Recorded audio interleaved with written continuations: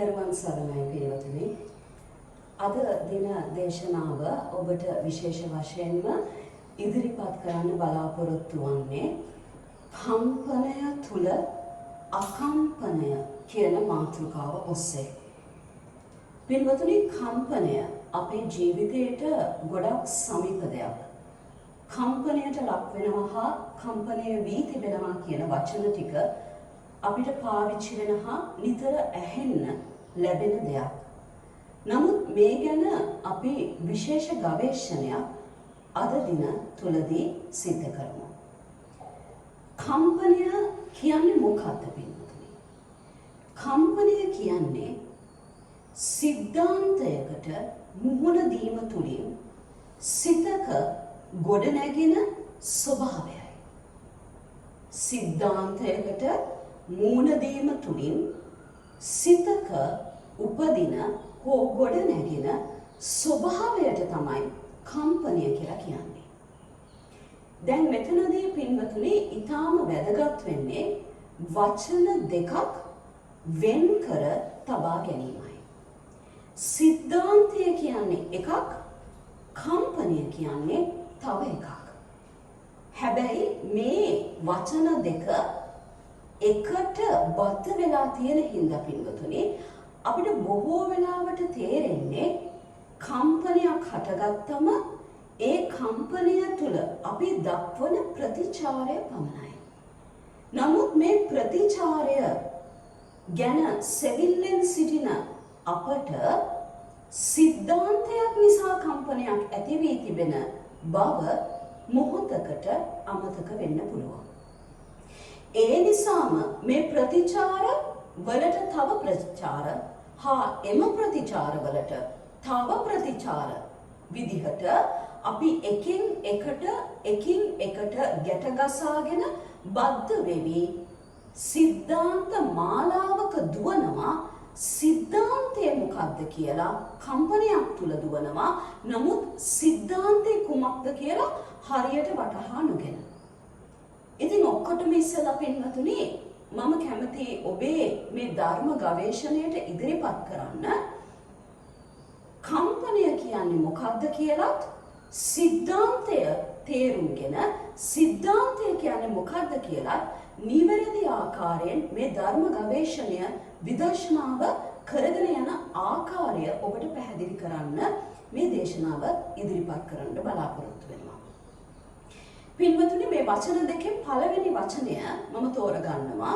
අපි සිද්ධාන්තය ගොනු කරලා කැටි කරලා මේකේ ඇතුළට ගිහිල්ලා අපි ටිකක් බලමු සිද්ධාන්තයක් ගොඩනගන්නේ කොහොමද කියලා.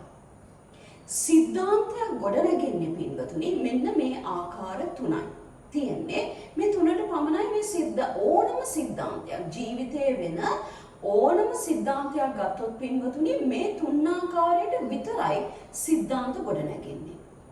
සිද්ධාන්තයක් තුල තියෙන්නේ පින්වතුනි යම්කිසි පහසු තත්වයකට දැරීමට මුහුණ දීමට හැකියවීම.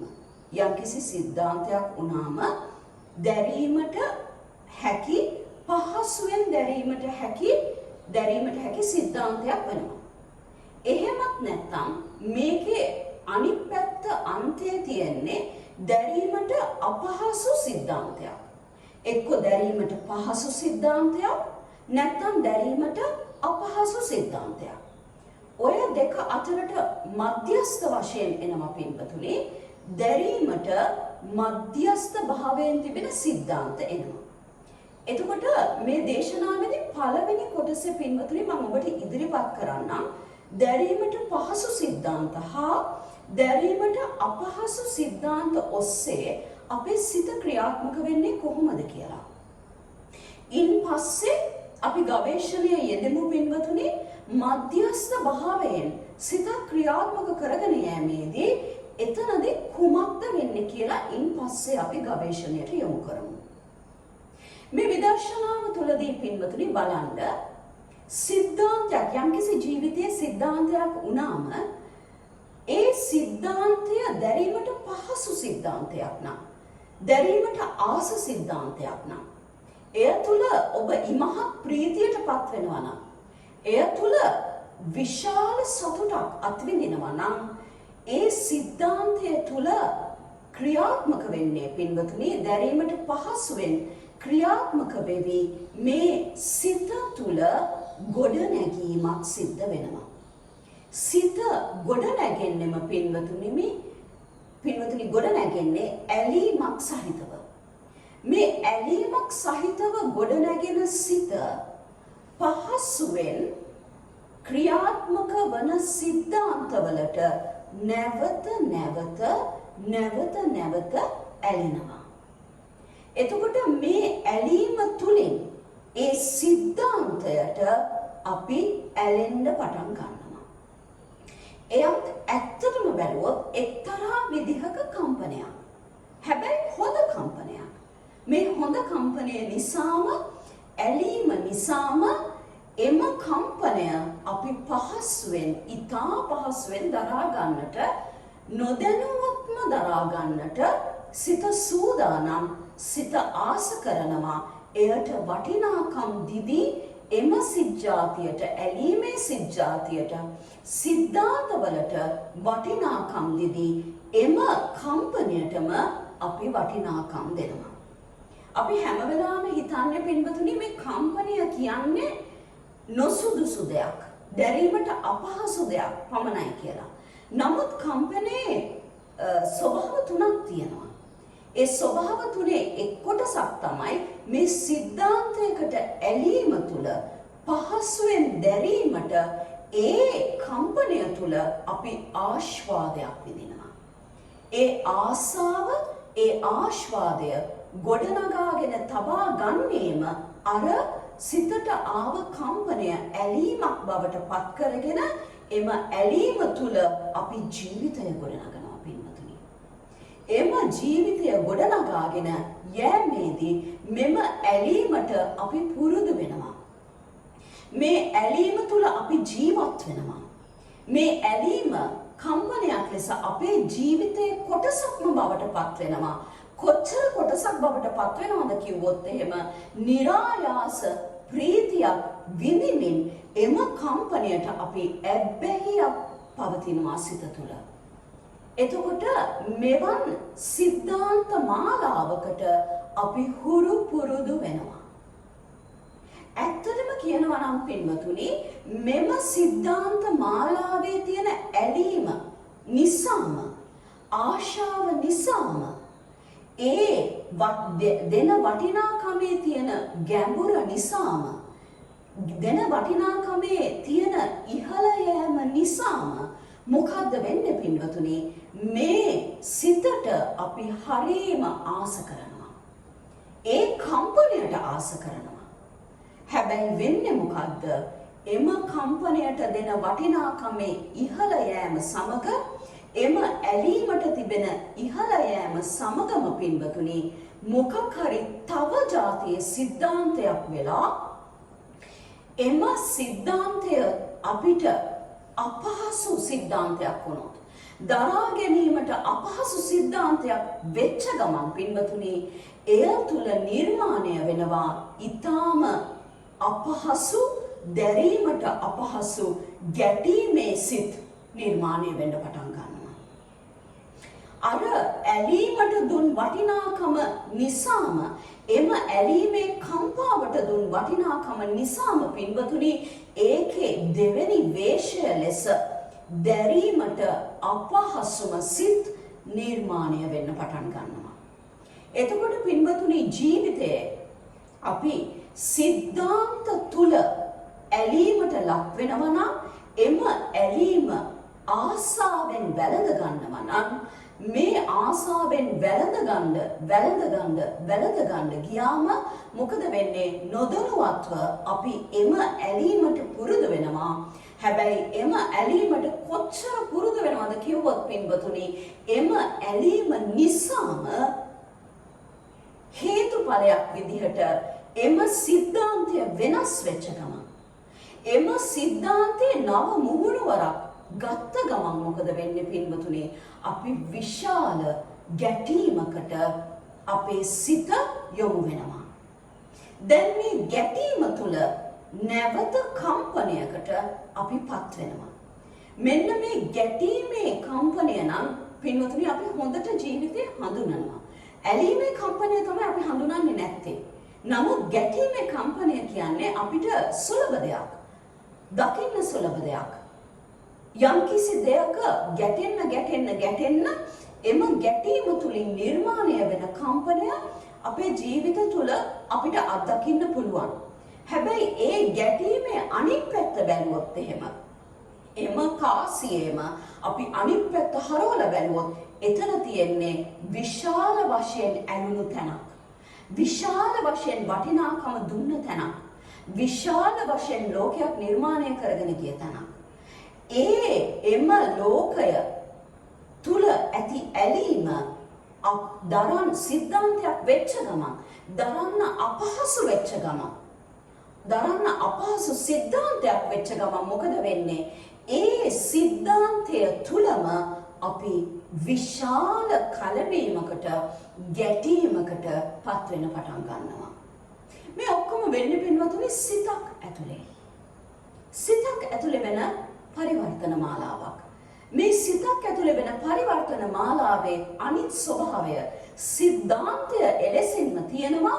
හැබැයි ගැටීමකට ලක් වෙන කම්පනයකට ලක් වෙන දැන් සිතක් නිර්මාණය වෙලා ඒ ගැටීමේ සිත් ජාති නිර්මාණය කරගෙන ගිහිල්ලා එම කම්පනයට අපි ටික කාලයක් යනකොට එම ගැටීමටම පුරුදු වෙන්න පටන් ගන්නවා. ඊට පස්සේ දැන් හැම දෙයක්ම පේන්නේ ගැටෙන සිතකින්. හැම දෙයක්ම අපිට පේන්න පටන් ගන්නේ නොසන්සුන් සිතකින්. හැම දෙයක්ම මේ ගැටීමේ සිතකින් බලන්න පුරුදු වෙන්න පින්වතුනි අපේ තුල ද්වේෂය නිර්මාණය වෙනවා. මෙන්න මේ ද්වේෂය නිසා අපි පිච්චෙන්න පටන් ගන්නවා. මෙන්න මේ ද්වේෂය නිසා කම්පාවට ලක් වූ සිතක් කැළඹෙන සිතක් ද්වේෂ සහගත සිතක් බවට පරිවර්තනය වෙන්න පටන් ගන්නවා. ඉතින් පින්වතුනි මම ඔබට ඉදිරිපත් කරන්නේ සිද්ධාන්තයක් තුල සිතක් නිර්මාණය වෙනවා. මෙම නිර්මාණය වෙච්ච සිත කම්පනයටපත් වෙනවා. හැමතිස්සම පින්වතුනි බලන්න දෙකට කඩලා මේක බලන්න පුරුදු වෙන්න.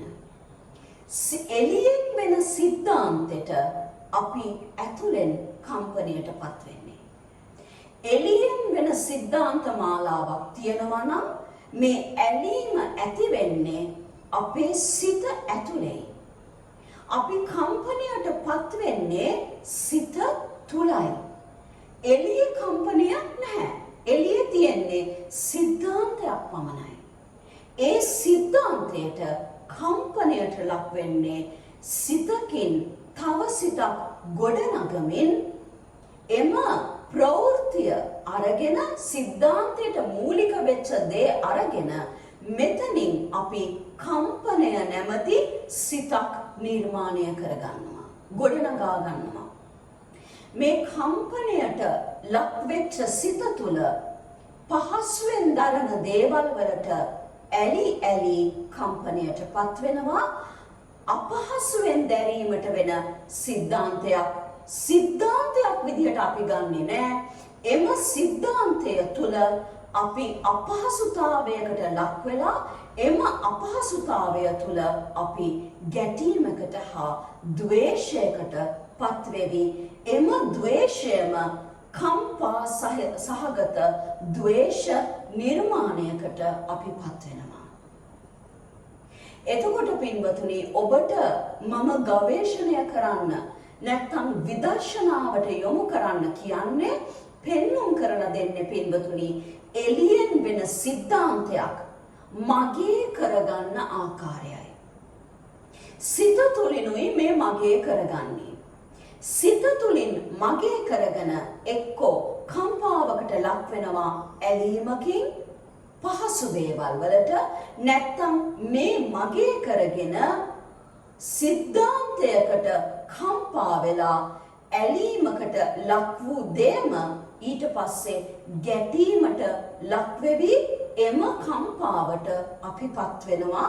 මේපත් වෙන්නේ මමත්වයෙන් නිර්මාණය කරගත සිත් තුළ ඇති ගැටීම නිසායි. එතකොට පින්වතුනි හැමතිස්සෙම සිද්ධාන්තයේ වෙන්ම දකින්න ඔබේ කම්පාවට ලක් වූ සිතට දැන් මොකද වෙලා තියෙන්නේ කියලා වෙන්ම දකින්න පුරුදු වෙන්න පින්වතුනි. ඔබට මෙය ටික කාලයක් මේ විදර්ශනාව පුරුදු කරගෙන ගියොත් මේ සිද්ධාන්ත මාලාවක් වෙනකොට මම මෙතන කම්පාවට ලක් වෙන්නේ කුමකටද කියලා ඔබටම තේරුම් යන්න පටන් ගනී. කම්පාවට ලක් වෙන සිත් දෙජාතිය ඔබට ලේසියෙන් හඳුන ගන්න පුළුවන් වෙන්නේ පින්වතුනි. මොකද ගැටීමට ලක් වෙන සිත ඉක්මනින් පේන හින්දා.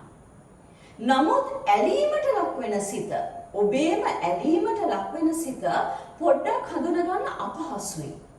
නමුත් මෙම විදර්ශනාව ඔබ පුරුදු කරගෙන ගියොත් එළියේ තියෙන සිද්ධාන්ත මාලාවකට මෙතන ඉඳන් ගැටීමකට ලක් වෙන්නේ කුමන හේතුවකටද කියලා ඔබටම පෙනෙන්න පටන් ගනී.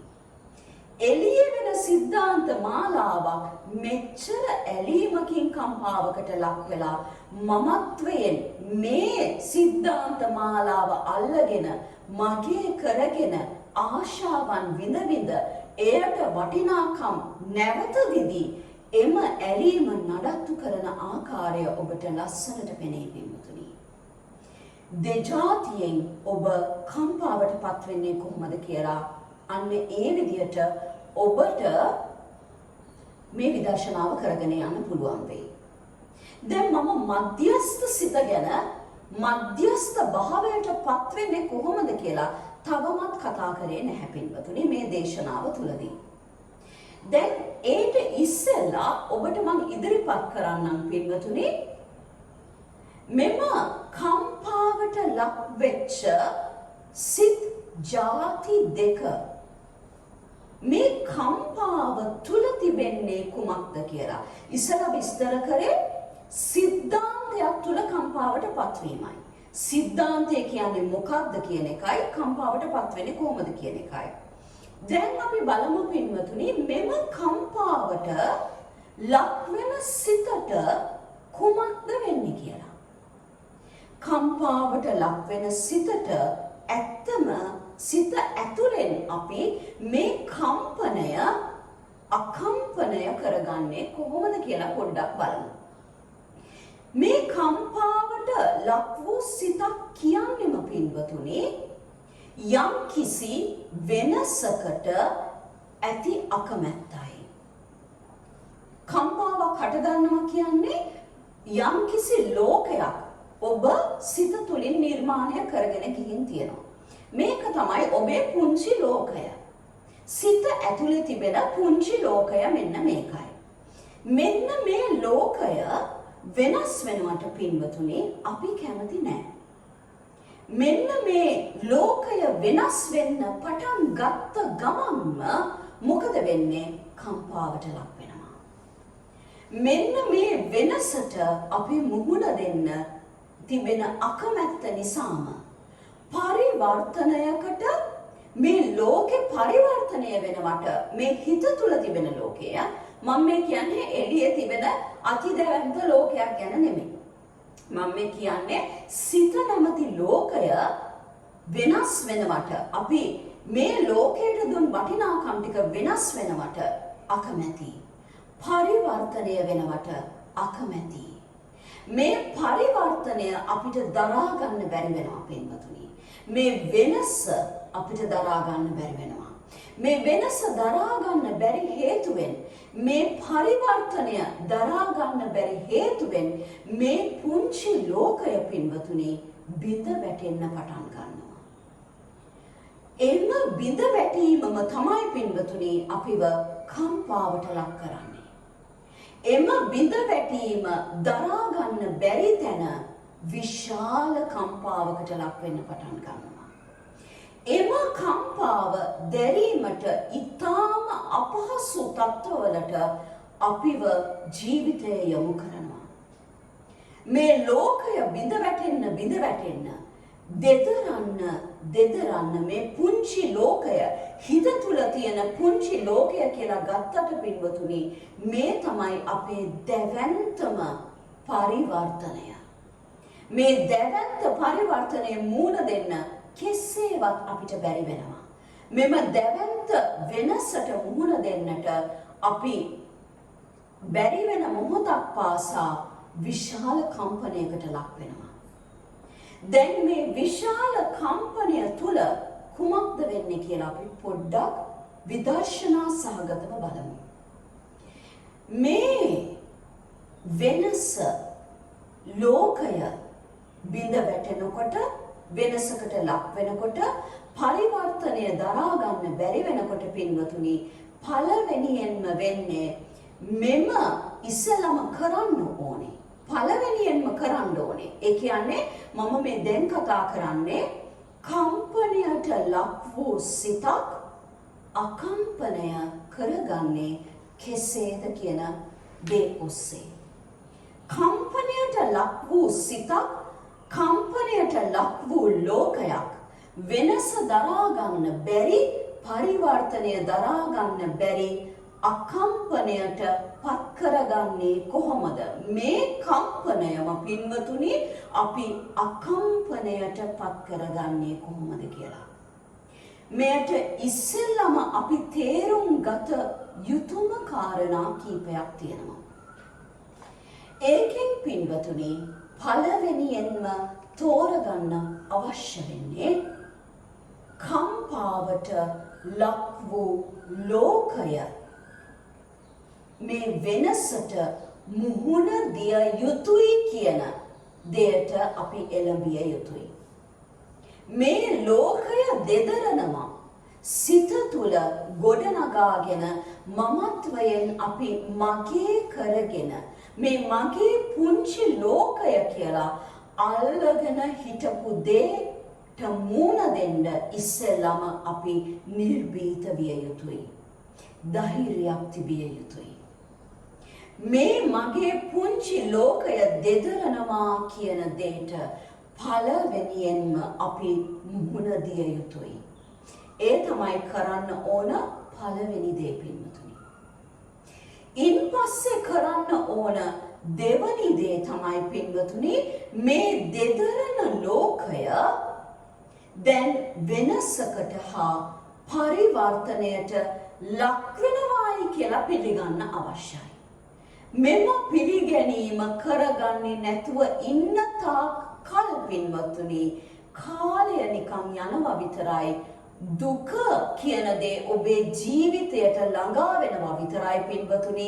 ඒ දුක දරා ගන්න බැරුව ඔබ පීඩිත වෙනවා. ඒ කම්පනය තුල පීඩාවට පත් වෙනවා විතරයි පින්වතුනි. වෙන කිසිම දෙයක් වෙන්නේ නැහැ. කිසිම දෙයක් ජීවිතයට ළඟා වෙන්නේ නැහැ.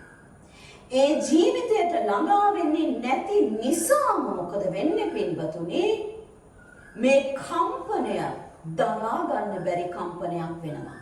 ඉතින් කරන්න ඕන පළවෙනි දේ මගේ ලෝකේ තිබෙන නිස්සාරත්වයට මුහුණ දිය යුතුයි. මේ දෙදරන ලෝකය දෙදරීමකට දැන් ලක් වෙලා තිබෙන බව පිළිගත යුතුයි පළවෙනියෙන්ම. ඒ වෙනසට ඔබ මුහුණ දිය යුතුයි. ඒ වෙනසට මුහුණ දෙන්න පින්වතුනි ඔබ තීරණයක් ගත යුතුයි.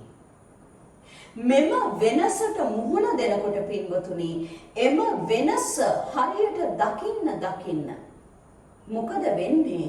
එම වෙනසට ඔබ තීරණයක් ගත යුතු බව කිනම් හෝ තීරණයක් ගත යුතු බව ඔබට පෙනෙන්නට පටන් ගන්නවා. එම තීරණය ගන්න ඔබ මුහුණ දිය යුතුයි ඊට පස්සේ. මෙන්න මේ තීරණය නොගන්නා තාක් දුරට ඊට පස්සේ ආයේ ඔබ පීඩාවට පත්වෙවි, කම්පනයට පත්වෙවි. ඒ කම්පනය තුල තිබෙන දුක තුල ඔබ ජීවත් වෙන්න පටන් ගන්නවා. එම දුක තුල ජීවත් වෙන්න ගන්න තීරණය පැත්තකට විසි වෙනවා පින්වතුනි. හැබැයි ඔබ දුක තුල ජීවත් වෙන්න පුරුදු වෙන්න පටන් ගන්නවා ඊට පස්සේ. ඉතින් පින්වතුනි මේ දුක නිවා දාන්න නම් අන්න වෙනස තේරුම්ගෙන කම්පනය තේරුම්ගෙන ජීවිතයට දෙදරපු ලෝකය තේරුම් ගන්න අවශ්‍යයි. ඒ දෙදරපු ලෝකය තුල ඇති වන වෙනස ඔබ තේරුම් ගත යුතුයි. එම වෙනසට තීරණයක් අවශ්‍ය බව ඔබ තේරුම් ගත යුතු වෙනවා. එම තීරණය ක්‍රියාත්මක කිරීමට ඔබ නිර්භය විය යුතුයි පින්වතුනි. එම වෙනසට මුහුණ දිය යුතුයි. ඒ වෙනස තුල නිර්මාණය වෙන තීරණයට ඔබ මුහුණ දිය යුතුයි. එම තීරණය ගැනීමට ඔබ නිර්භීතව නිර්භයව එම තීරණයට මුහුණ දිය යුතු වෙනවා පින්වතුනි. නැත්නම් ඔබට වෙන්නේ දුක තුල නිර්මාණය වෙන ජීවිතයක ඔබ කිඳා වහිනවා. ඒ දුක තුල දුක දුක දුක දුක බලන පැත්තේ ඔබ අඬා වැටෙන කඩා වැටෙන ජීවිතයක් බවට ඔබේ ජීවිතය පරිවර්තනය වෙනවා පින්වතුනි. එම පරිවර්තනය වෙන ජීවිතය තුළ මෙම දුක තුළ ඔබ දුක තුළ සැනසෙන්න උත්සාහ කරනවා මිසක් ඔබ නැවත ගොඩනගන සතුට හොයන ජීවිතයක් ඔබ හිතන්නේවත් නැහැ. ඔබ දුක තුළ දුකට පත්වෙච්ච කෙනෙක් බවට පත්වෙවි. ඔබ දුක තුළ ඔබේ ජීවිතය ගොඩනගනවා. නිවීම තුළ සැනසීම තුළ ඔබ ජීවිතය ගොඩනගෙන එක අතහරිනවා. ඔබ නිර්භය වුණේ නැත්තම්. ඔබ නිර්භීතව මේ වෙනසට මේ කම්පාවට මුහුණ දුන්නොත් පින්වතුනි ඔබ නිර්භය වෙන්න පටන් ගන්නවා. නිර්භීතව ඒ වෙනසට අවශ්‍ය තීරණ ටික ඔබ ගන්න උත්සුක වෙනවා. එම තීරණ ටික ඔබ සසඳා බලනවා. පළවෙනි තීරණයට යනවද? දෙවැනි තීරණයට යනවද? තුන්වෙනි තීරණයට යනවද කියලා ඔබ පැහැදිලි මනසකින් දුක පොඩ්ඩකට පැත්තකට තියලා පැහැදිලි මනසකින් පින්වතුනි කුමක්ද කළ යුත්තේ? දැන් මේ වෙනස වෙලා ඉවරයි. මේ වෙනස වෙලා ඉවර ජීවිතයකට මට මුහුණ දෙන්න සිද්ධ වෙනවා. ඒ ජීවිතයට තීරණ ටිකක් අවශ්‍ය බව ඔබ දකින්න පුරුදු වෙනවා පින්වතුනි. එම තීරණ ඔස්සේ ඔබ පළවෙනි තීරණය ගත්තත්, දෙවැනි තීරණය ගත්තත්, තුන්වෙනි තීරණය ගත්තත් ඔබේ ජීවිතය එම තීරණ ඔස්සේ නැවත ගොඩනගන්නේ කෙසේද කියලා ඔබ නිර්භීතව ගොඩ නැගීමකට නැවත ජීවිත පරිවර්තනයට දැන් මුහුණ දෙන්න පුරුදු වෙනවා පින්වතුනි. එය තුළ ඔබේ ජීවිතයට පිබිදීමක් එනවා. එය තුළ ඔබ ක්‍රියාත්මක වෙවි ඉස්සරහට යනකොට පින්වතුනි ඔබට නව දිරියක් මතුවන්නට පටන් ගන්නවා. එම දිරිය තුලින්ම පින්වතුනි ටික දේවල් ඔබ කරගෙන ඉස්සරහට යනකොට නැවත ජීවිත ගොඩනැගීමක් තුළ සතුට නිවීම කියන දේ ඔබේ ජීවිතයට ළඟා වෙන්න පටන් ගන්නවා. ඉතින් පින්වතුනි මෙම කම්පනයට ලක් වූ සිත ජීවිතය සිද්ධාන්තය විදිහට පසකින් තබා කම්පනයට ඇලීමකින් ලක් වූ සිතත් ගැටීමකින් මමත්වය කරගන්න ගිය සිතත් ඔබ විදර්ශනාවට ලක් කරොත් පින්වතුනි එම කම්පනය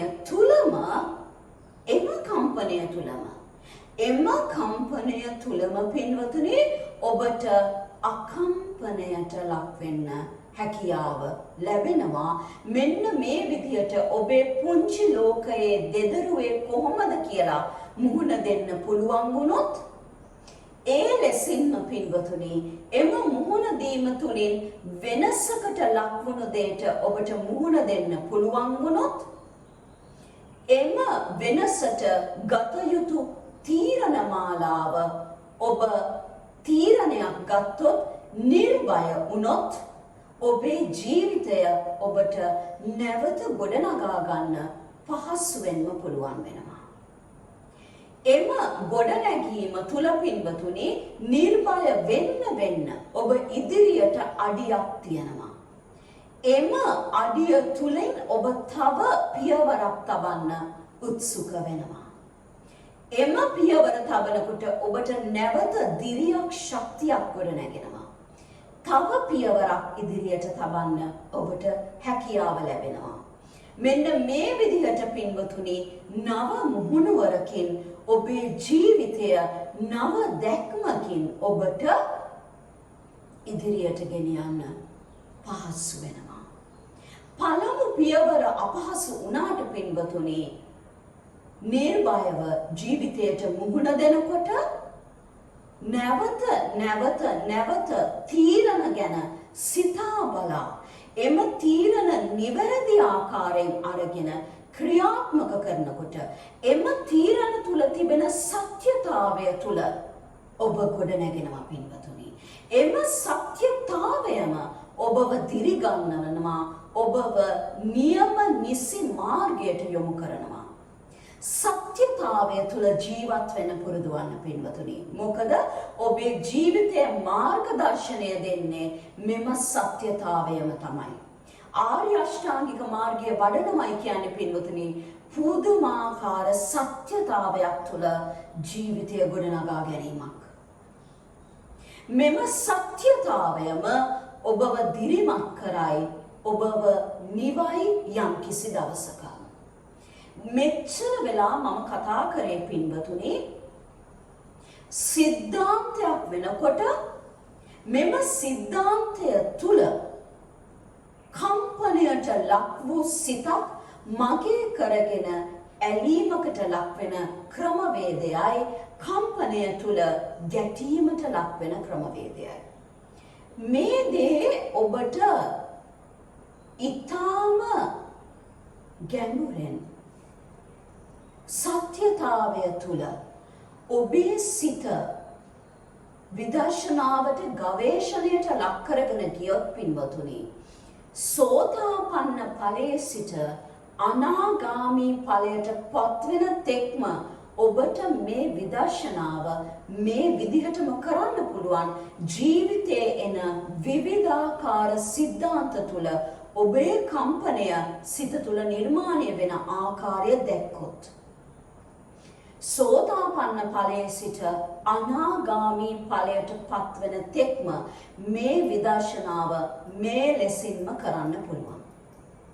දැන් පින්වතුනි මම මේ ඉදිරියට මේ දේශනාවම අරගෙන මෙම දේශනාව තුලින්ම කම්පාවට ලක් වූ සිතක් ඊටාම ගැඹුරෙන් අරිහත් ඵලය දක්වා විදර්ශනා කරන්නේ කොහොමද කියලා ඔබට ඉදිරිපත් කරන්න. මේ තමයි මගේ දේශනාවේ දෙවැනි කොටස වන්නේ.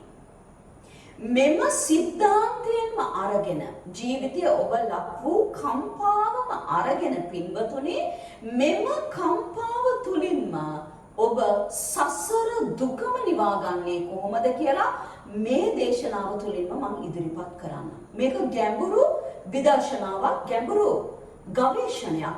පින්වතුනි මේ කියන දේශනාව නැවත ඔබ අහන්න ඇසීම තුලින්ම මේ ඔබේ සිතට ධාරණය වෙන්න පටන් ගනී. ඒ ධාරණය වීම තුලම යම්කිසි දවසක යම්කිසි මොහොතක යම්කිසි භවයක හෝ පින්වතුනි ඔබට මේ කාරණාව ඉස්මතු වෙලා ඔබේ සසර දුකම නිවා ගන්න. කොහොමද මේක කරන්නේ? අපි ගත්තොත් පින්වතුනි ඔබට නිදසුනක් ලෙස මම ඉදිරිපත් කරන්නම්. ත්‍රිපිටකය ගත්තොත් පින්වතුනි තේරී ගාථා ගත්තොත් තේර ගාථා ගත්තොත් 80 මහා ශ්‍රාවක උන්වහන්සේලා සසර දුක නිවාගෙන තියෙන බොහෝ 80 මහා ශ්‍රාවක උන්වහන්සේලා ඒ මහා අරියතුන් වහන්සේලාගේ ජීවිත වෘත්තාන්තයම ගත්තොත් පින්වතුනි ඔබට තේරෙයි ඔවුන්ද කම්පණයට ලක් වූ සිතම විදර්ශනා කරලා තියෙන්නේ කොහොමද කියලා. කම්පණයට ලක් වූ සිතම ඔවුන් පූර්ණ අකම්පණයට ලක් කරගෙන තියෙන්නේ කොහොමද කියලා. ඒ කම්පාවට ලක් වූ සිතින්ම පින්වතුනි පූර්ණ වශයෙන්ම අරිහත් ඵලයම පූර්ණය කරගෙන තියෙන්නේ කොහොමද කියලා ඔබට පේන්න පටන් ගනී. හරි. දැන් මේ විදර්ශනාව කොහොමද කරන්නේ කියලා අපි බලමු පින්වතුනි. මේ විදර්ශනාව කරන්නේ කොහොමද කියලා හොඳින් අපි බලමු ගවේෂණයට යොමු කරගමු. පින්වතුනි මේ විදර්ශනාවට ගන්න අවශ්‍ය සිද්ධාන්තය හොඳින් ගවේෂණය කරන්න. ජීවිතයට ලක් වූ සිද්ධාන්තය කුමක්ද? මේ සිද්ධිය මොකක්ද කියලා හරියට බලන්න. මේ සිද්ධිය මොකක්ද කියලා බැලීම තුලින් ඉස්සෙල්ලා දේශනාවේ ඉදිරිපත් කර කම්පණයට ලක් වූ ඇලෙන සිතත් කම්පණයට ලක් වූ ගැටෙන සිතත් යලිත් බලන්න. ඉන්පස්සේ පින්වතුනි ඔබ පැමිණෙන්න මධ්‍යස්තව අකම්පණයට පත් වූ සිත කුමක්ද කියලා. දැන් මධ්‍යස්ත භාවයට පත් වුණු ගමන් පින්වතුනි අපි ඇලීමට ලක් වූ සිත අතහරිනවා. ගැටීමට ලක් වූ කම්පන සහගත සිත අතහරිනවා. ඇලීමට ලක් වූ කම්පන සහගත සිතත් අතහරිනවා. ගැටීමට ලක් වූ කම්පන සහගත සිතත් අපි අතහරිනවා. දැන් මේ මධ්‍යස්ථ භාවයට පත් වූ සිත තුළ අපි ලස්සනට ජීවිතය ගොඩනගාගෙන දැන් යනවා. ඔන්න උතනින් තමයි මගේ මාතෘකා පේළිය අවසන් කරේ. පළමු කොටසේ අවසානයේ වූයේ ජීවිතය ගොඩනගා ගන්නේ කොහොමද? කම්පාවෙන් ඇලීම අතහැරත් කම්පාවෙන් ගැටීම අතහැරත් අකම්පනය මැදට අරගෙන මධ්‍යස්තව අකම්පනය නොවුණු සිත තුළ ජීවිතය ගොඩනගාගෙන යන්නේ කොහොමද කියලා. දැන් පින්වතුනි මින් පස්සේ අපි බලමු දැන් මේ මධ්‍යස්තව මොකද්ද කරන්නේ? මේ මධ්‍යස්ත භාවයට පත් වුණු සිතක් තුළ ඇති නිර්මාණය කුමක්ද කියලා. මෙම මධ්‍යස්ත භාවයට පත් වුණු සිතක් තුළ ඇති නිර්මාණය කුමක්ද? දැන් අපි කරන්නේ පින්වතුනි අමුතුම ජාතිය වැඩක්. ඒ කියන්නේ මේ සිත පින්වතුනි අපිව පුදුම විදියට රවට්ටනවා. පුදුම විදිහට අපිටත් හොරෙන් මේ සිත පවත්වගෙන යෑම තුළ පැවැත්ම තුළ නිර්මාණයට ලක් කරනවා. දැන් ඇලෙන කම්පනයට පත් වූ සිත අතහරිනවා. ගැටෙන කම්පාවට පත් වූ සිතත් අපි අතහරිනවා. නමුත් මධ්‍යස්ථ භාවය තුළ දැන් යලි ජීවිත ගොඩනැගීමක් සිද්ධ කරනවා. දැන් පින්වතුනි මම ඔබෙන් ප්‍රශ්නයක් අහන්නම්. මධ්‍යස්ථ භාවය තුළ ජීවිතය ගොඩනගාගෙන මධ්‍යස්ථ භාවය තුළ ඔබ ජීවිත ගොඩනැගීම තුළ සිත් මාලාවක් ගොඩනගනවා නම් පිරිනිවීමට හැකි වෙන්නේ කොහොමද? හොඳින් කල්පනා කරලා බලන්න මේ අහන ප්‍රශ්නේ මොකක්ද කියලා. මධ්‍යස්ථ භාවය තුළ සිත ගොඩනගාගෙන ජීවිත වැඩපිළිවෙලක් ගොඩනගා ගන්නවා නම් ඔබ පිරිනිවෙන්නේ කොහොමද? මොකද පින්වතුනි මම පිරිනිවෙන්නේ කොහොමද කියලා ඔබෙන් ප්‍රශ්නය ඇහුවේ. මධ්‍යස්ථ භාවය තුලම සිතක් ඔබ නිර්මාණය කරගෙන ඉන්නේ. දැන් ඉස්සෙල්ල ඔබ කම්පනයට ලක් වූ ඇලෙන සිත් භාවය අල්ලගත්තා. ඊට පස්සේ ගිහිල්ලා අල්ලගත්තා ගැටෙන භාවයෙන් කම්පනයටපත් වූ ගැටෙන භාවය තුල නිර්මාණය වෙන සිත් ಜಾති ටික අල්ලගත්තා. ඊට පස්සේ දැන් මේ දෙකම අතහැරලා මධ්‍යස්ථ භාවයේ සිතක් දැන් අල්ල ගන්නවා ජීවිතයක් ගොඩනගා ගන්න. දැන් මේ ජීවිතේ ලස්සනට යනවා වගේ තමයි අපිට පේන්නේ. ඒක ලස්සනට යනවා තමයි. ඇත්තටම කිව්වොත් එහෙම හරීම නිවිලා වගේ මධ්‍යස්ථ භාවයෙන් වැඩි ඇලෙන්නෙත් නෑ, වැඩි ගැටෙන්නෙත් නෑ, වැඩි ඇලීමකට කම්පා වෙන්නෙත් නෑ, වැඩියෙන් ගැටීමකට කම්පා වෙන්නෙත් නෑ. නමුත් මධ්‍යස්ථ භාවය තුල අකම්පන සිතක් අල්ලාගෙන දැන් ජීවිතය ගොඩනගනවා. දැන් මේ භවය නතර කරන්න නම් පින්වතුනි අපි ඇලෙන බව නතර කරනවා වගේම එය තුල ඇති කම්පන බවට පත්වීම නතර කරනවා වගේම ගැටෙන බව තුල නිර්මාණය වූ බවට පත්වීම නතර කරනවා වගේම පින්වතුනි මධ්‍යස්ථ භවයට පත්වීමත් අපි නතර කළ යුතුමයි. මොකද පින්වතුනි මධ්‍යස්ථ භවය තුල නිර්මාණය වෙන්නේ මධ්‍යස්ථ භවය තුල තිබෙන සිත් ಜಾති ගොඩක්. මේ සිත කියන්නේ අවිද්‍යාව නම් මධ්‍යස්ථ භාවය තුල තිබෙන සිතද භවය නිර්මාණය කරනවා ජීවිත ගොඩනගනවා නම් එහෙම අන්න ඒ ජීවිත තුල අපි භවය නිර්මාණය කරනවා. එතකොට පින්වතුනි එම ජීවිත ගොඩනැගීමේදී මේ සිත කියන දේ තුල අකම්පනයටපත් වෙලා ඉන්න කෙනෙක් මම කියන ලස්සන ආශාවකට දුන්න වටිනාකමක් අපේ සිත තුළ නිර්මාණය වෙනවා. දැන් හැමෝම මං ගැන හිතන්නේ ඔබ ගැන හිතන්නේ කෙලෙසද අනේ මෙයා හරිම අකම්පනීයයි. මෙයාව ලේසියෙන් කම්පාවට පත් කරන්න බෑ. මෙයාව ඇලීමක් තුල කම්පණයට පත් කරන්නත් බෑ.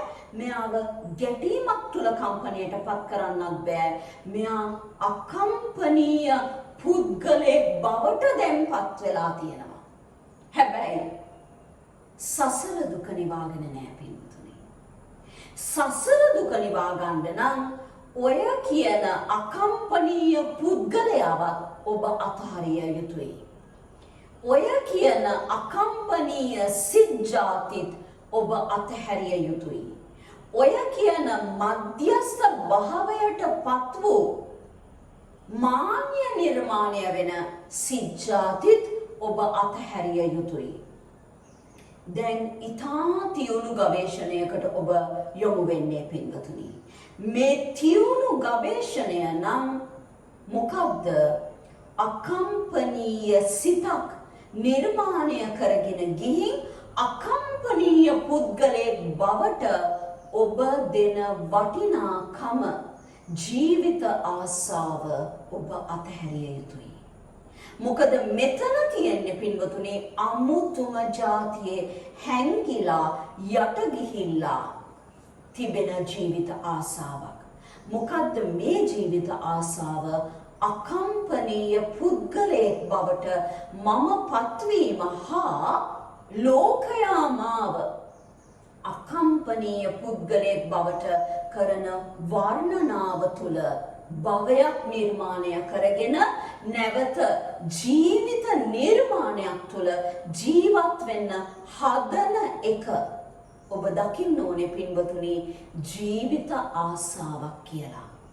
මේ සසර ගමනකට ඔබව අතහරිනවා නෙමේ ඇදලා දාන සූක්ෂම අවිද්‍යා කොටසක් කියලා ඔබ දකින්න ඕනේ. ඊටාම සූක්ෂමයි මෙන්න මේ වැඩපිළිවෙල පින්වතුනි. ඔබ දැකිය යුතුයි පින්වතුනි අකම්පනීයටපත් වූ පුද්ගලයාට වර්ණනා කරනකොට එම වර්ණනාව තුල නැගින මමත්වය මාන්‍ය තුල ඔබ ජීවත් වෙන්නේ කොහොමද කියලා. උද්දච්චය තුල ජීවත් වෙන්නේ කොහොමද කියලා. අවිද්‍යාව තුල ජීවිත ආසාව ගොඩනගන්නේ කොහොමද කියලා. දැන් අකම්පනීය පුද්ගල ජීවිත ආසාවකින් ඔබ මමත්වයෙන් මුදුන්පත් කරගෙන පින්වතුනි ඒ මමත්වය ඔස්සේ භවයෙන් භවය මේ තුන් ලෝකේ සැරිසරන ආකාරයෙන් ඔබ විදර්ශනාවට ලක් කරන්න. මොකද කවුරු හරි කෙනෙක් පින්වතුනි අර අන්ත දෙක අතහැරලා මධ්‍යස්ථ භාවය අල්ලගෙන ජීවත් වෙන්න පටන් ගත්තොත් අකම්පනීය පුද්ගලත්වය තුල නිර්මාණය වෙන්නේ දෙකක් නෑ පින්වතුනි. බ්‍රහ්මතලවලට අර කියපු බ්‍රහ්මතල 16න් එකට යන්න පුළුවන් ලස්සන භව ගමනක් ඔබට නිර්මාණය වෙනවා. ඔබට නිර්මාණය වෙනවා පින්වතුනි අකනිට්ඨා බ්‍රහ්මතලයටම යන්න පුළුවන් ලස්සන සසර ගමන දික් කරන වැඩපිළිවෙල ඔබට නිර්මාණය වෙනවා. අකම්පනීයයි නමුත් සිත බිඳලා නැහැ. අකම්පනීයයි නමුත් ජීවිත ආසාව බිඳලා නැහැ. අකම්පනීයයි නමුත් ඔබ මමත්වය තුල මාන්‍යයෙන් ජීවත් වෙනවා. අකම්පනීයයි උද්දච්චය තුල ජීවත් වෙනවා. අකම්පනීයයි නමුත් අවිද්‍යාව තුල භවය ගොඩ නැගෙනවා. අන්තිම විදර්ශනාව පින්වතුනි අවසාන විදර්ශනාව අකම්පනීය තුල ජීවිත ආසාව ගොඩ නැගෙන්නේ කෙසේද කියලා තියුණු විදර්ශනාව ඔබ කරගෙන ගියොත් එම ජීවිත ආසාවේ තිබෙන නිස්සාරත්වයම ඔබ දකිනවා. එම ජීවිත ආසාවට දුන්න වටිනාකම දැකලා පින්වතුනි එයිනුත් ඔබ මිදෙනවා. එම මිදීම තුළ පූර්ණ අකම්පනීය තත්වයට ඔබ පත් වෙනවා. එය ඉන්ද්‍රකීලයක් වනවා පින්වතුනි. කිසිම සිද්ධාන්තයක් නිසා ඔබ කම්පාවට පත් වෙන්නේ නැහැ. කොච්චර ලෝකයෙන් ඔබට මඩ ගැහැව්වත් පින්වතුනි ඔබව කිනම් පරිවර්තනයකට ලක් කරන්න උත්සාහ කරත් ඔබගේ චරිතය ඝාතනය කරත් එම ඝාතනය තුළ පින්වතුනි අකම්පනීය බවට ඔබ එම අකම්පනීය බවත් අතහැරලා තියෙන හින්දා පින්වතුනි ඔබ නොසැලෙන ඉන්ද්‍රකීලයක් වනවා. සසර දුක නිමා කරගෙන තියෙන උත්තමෙක් කිසිම දිනක මොනම ක්‍රමවේදයකටවත් කම්පාවකට ලක් කරමින් එම කම්පාව තුළ ජීවිත නිර්මාණයක් කරන්න බැරි වෙනවා. අකම්පනීය තුලිනුත් ජීවිතය අතහැරලා තියෙන උත්තමේ මේ සසර දුක නිමා කරගෙන තියෙන උත්තමේ පූර්ණ අකම්පනීයේ ඉන්ද්‍රකීලය වනවා පින්වතුනි. එයයි මගේ දේශනාව ඔබ වෙත කම්පාව තුල අකම්පනීය වන්න. තෙරුවන් සරණයි.